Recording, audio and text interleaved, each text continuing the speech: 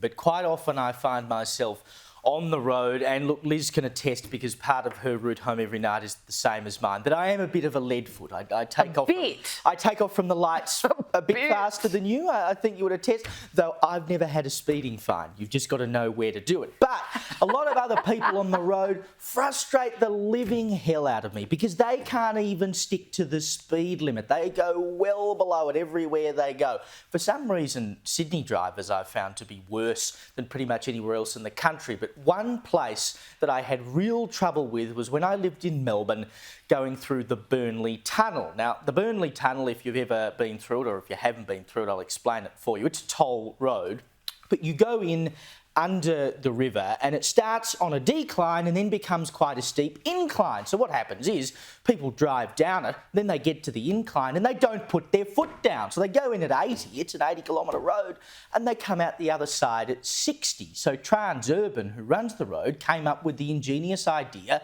of putting lights on the side of the road, and you can see this in the tunnel there. And the idea is those lights move at the pace at which you should be moving. Now, we talked about this when they originally did it and said, is this really going to work?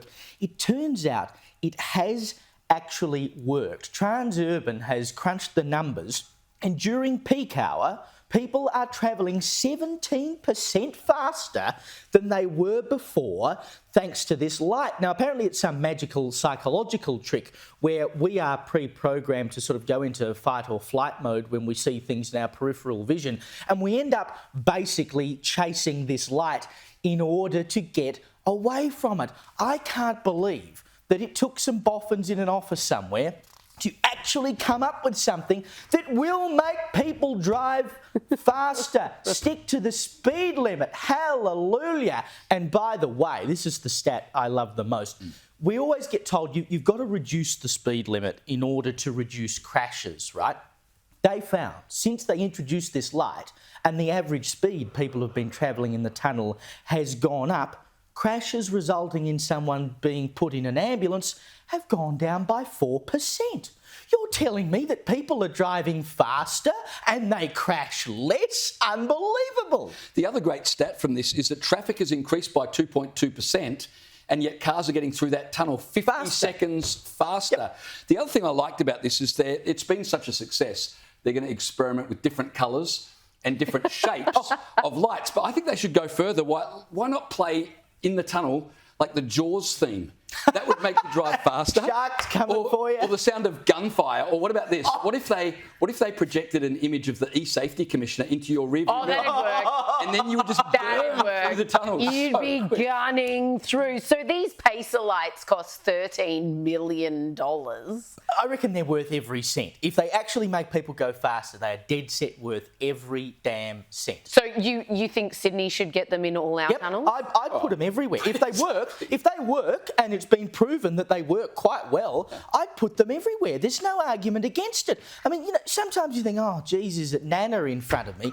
And often it turns out it's not Nana in front of you. It's some woman doing her lipstick. Oh, it's always a woman, is it, Caleb? Some bloke munching away on a hamburger or something. But, seriously, if it works in Melbourne, it should be rolled out across the country. Or you fine people for going below the speed limit. We should be pulled over by the police and put in the cells for a night if you can't stick to the speed limit. If you can't drive the speed limit, get off the damn road. They need to put these lights, when you're merging onto a freeway and the freeway's 100 k's, there's always someone doing 85. You're dreaming the dream now. Nah, we're talking merging. That's far too complex for anywhere in Australia. I've yet to find a state that is good at merging, but stuff like this makes me wonder how many other psychological tricks they're playing on us. I mean, we know about the ones in casinos and stuff where they make sure that nobody can see the light of day, so they lose track of time, and all these little tips and tricks of keeping you at your machine and these things. And now this one, we're told, is tapping into our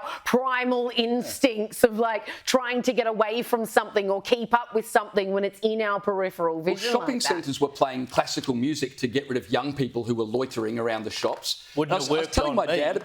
If they played more classical music at shopping centres, I would have lived there. You'd pull up a Chesterfield, put your feet up, and start pouring a whiskey. I was telling my dad about this story, and he was telling me years ago at Austin Hospital in Melbourne, there's a flight of stairs and people would congregate as they were walking up and down. They'd see someone, they'd stop and they'd talk, and it would cause congestion. So the hospital painted the walls yellow, and it immediately fixed the entire problem. No one wanted to stop and talk.